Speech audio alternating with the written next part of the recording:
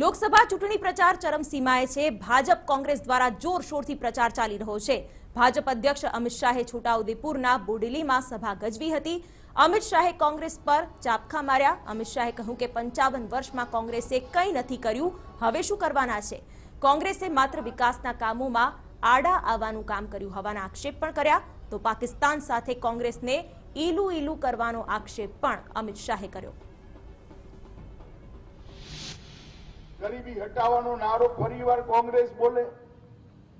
मारे एमने एटलुं ज कहेवानुं छे राहुल बाबा, 5 पेढ़ी थी 5 पेढ़ी अने 55 वर्ष थया। केटला वर्ष थया भाई? जोरथी बोलो केटला?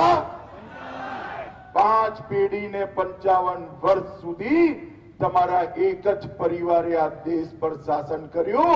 छाती होय, हिम्मत होय तो गरीबों माटे शू कर्युं छे एनो हिसाब किताब लईने वडोदराना 4 रस्ता पर आई जाओ। मारो युवा मोर्चानो अध्यक्ष तमने जवाब आपो।